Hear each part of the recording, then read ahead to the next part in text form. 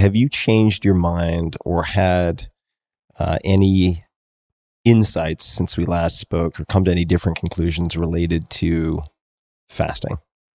Yeah, I mean, I think because you've done, I mean, for the record, you've done a lot of fasting. I mean, you have a lot of experience doing fasts of many different lengths, including, I don't know what the longest fast is that you've done. What would probably you say? 10 days. 10 days, yeah. Yeah, I think that, one thing that I absolutely learned through fasting is the enormous importance of strength training throughout a fast. It's very easy. You're going to lose muscle mass when you fast. You have to accept that. So the question is, how do you minimize that damage? How do you lose as little muscle mass as possible? And strength training daily during a fast has become an important part of that. But when you look at time-restricted feeding, which is, or people call it intermittent fasting, although I don't like that term very much. I think time-restricted makes more sense when you're just talking about 16 or 18 hours. I'm really starting to see a lot of people who do that excessively and who aren't necessarily training correctly.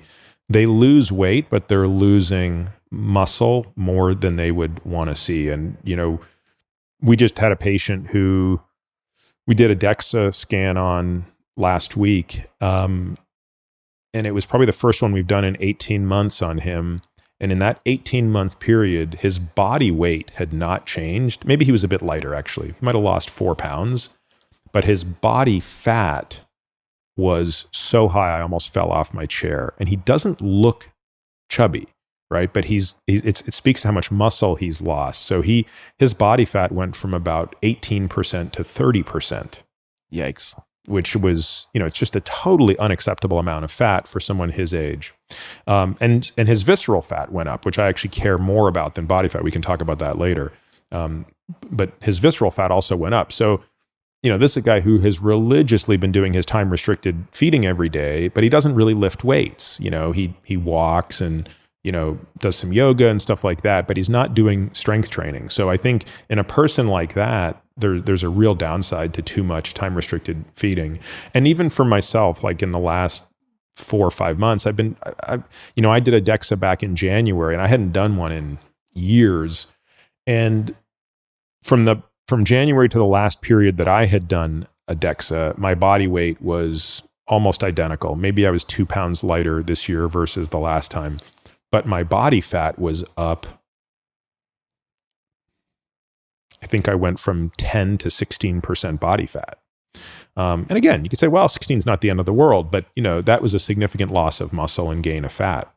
And I did wonder if that was just too much, because I always exercise in the morning, but then don't eat. So to exercise and then not provide yourself with, especially when you're strength training, to provide yourself with any amino acids every single day to, undergo muscle protein synthesis, I think is a little bit risky. So I've been looking at other strategies around that, right? So for example, front loading the meals. Quick question, and then we'll come back to front loading meals. During that period of time, were you doing, and I may be misremembering, but one 3-day fast a month or 1 week-long fast every quarter? What was the frequency? All of the above. Yeah, I probably spent maybe 2 years doing 7 days a quarter, maybe a year doing of 3 days a month.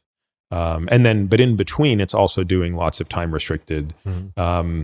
And honestly, I think the daily time restricted was a bit more the issue, because I think I think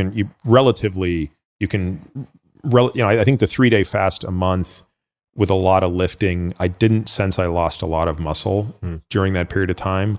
But I think every day, exercising in the morning, not putting calories in until later in the day, it has to be taken in the context of an individual. So if you're someone who's 100 pounds overweight or you have diabetes, it's a totally worthwhile trade-off to lose muscle mass, because you're losing more fat mass along the way. Yeah. Right. So you are going to technically get leaner with that approach. But when you take a relatively healthy and lean individual, one has to be a little bit careful and look for alternative ways to sort of get the benefits of that fast.